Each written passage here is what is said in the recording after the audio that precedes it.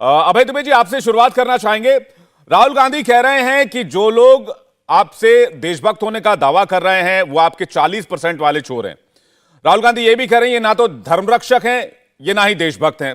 लेकिन बीजेपी ये कह रही कि जो ये शख्स जो ये आरोप लगा रहा है, राहुल गांधी जो बातें कह रहे हैं, राहुल गांधी खुद बताएं कि वो करप्शन के मामले में जेल से बाहर हैं। तो राहुल गांधी को पहले जवाब देना चाहिए। अभय दुबे जी, देखिए, भारतीय जनता पार्टी को इस बात का जवाब देना चाहिए कि क्या राहुल गांधी जी पहले शख्स हैं जो ये आरोप लगा रहे हैं। समूचे कर्नाटक के जितने ठेकेदार हैं, सिविल कॉन्ट्रैक्टर्स, उन्होंने प्रधानमंत्री जी को 7 जुलाई को चिट्ठी लिखी और कहा कि 40% से कम पर ये सरकार, भ्रष्ट सरकार 40% कमीशन मांगती है। छोड़िए उन ठेकेदारों को, भारतीय जनता पार्टी के एक कार्यकर्ता जो कॉन्ट्रैक्टर है, वो संतोष पाटिल, उसने आत्महत्या कर ली एक मंत्री ईश्वरप्पा पर गंभीर आरोप लगा करके कि ये 40% रिश्वत मेरे काम में मांग रहे, उस बेचारे ने सुसाइड कर लिया। एक ठेकेदार ने प्रधानमंत्री जी को अब भी चिट्ठी लिखी कि मनरेगा के काम में 40% का कमीशन ये लोग हमसे मांग रहे हैं। क्या कहते हैं इनके मंत्री मधु स्वामी, कहते हैं कि आज के समय में भ्रष्टाचार मुक्त जीवन जीना एक मुश्किल काम है। और वो उनका एक ऑडियो भी लीक हुआ, उसमें वो कहते हैं कि बस 6, 7, 8 महीने जैसे तैसे खींचना है इस सरकार को, जिसको मुख्यमंत्री सही ठहराते हैं कि हाँ ये ऑडियो में आवाज इनकी है। अब इनके स्वयं के मंत्री इस बात को स्वीकारते हैं, मंत्रियों पर आरोप है, कॉन्ट्रैक्टर्स आरोप लगा रहे हैं और भीषणतम भ्रष्टाचार है। बेंगलोर डेवलपमेंट अथॉरिटी के प्लाट की गड़बड़ी का मामला हो या एसआई के अपॉइंटमेंट्स का मामला हो, हर एक कोने से शीर्ष से पोर पोर तक भ्रष्टाचार में ये लोग डूबे हुए हैं।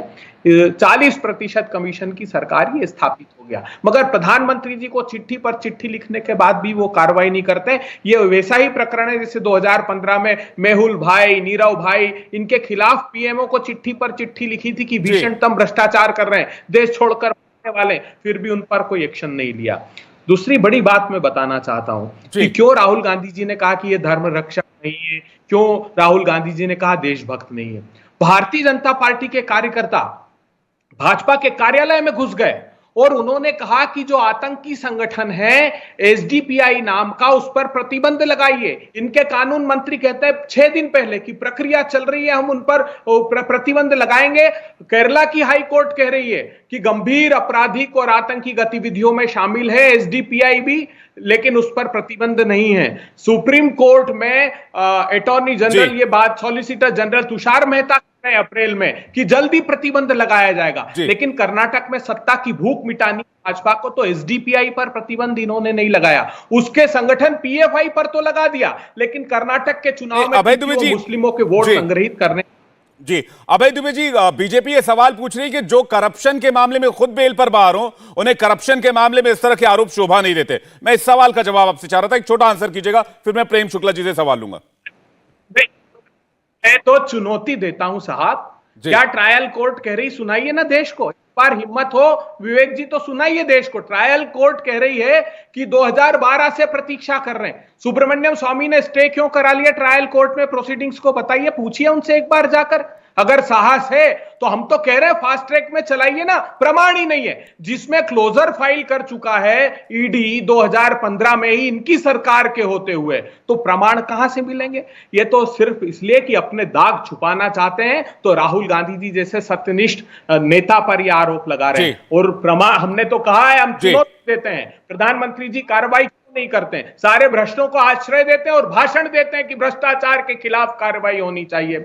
मैंने प्रामाणिक रूप से कहा, रियाज अटारी भारतीय जनता पार्टी का कार्यकर्ता जिसने राजस्थान में कन्हैया लाल जी की हत्या की, तालिब हुसैन आतंकी जम्मू कश्मीर का भारतीय जनता पार्टी का कार्यकर्ता,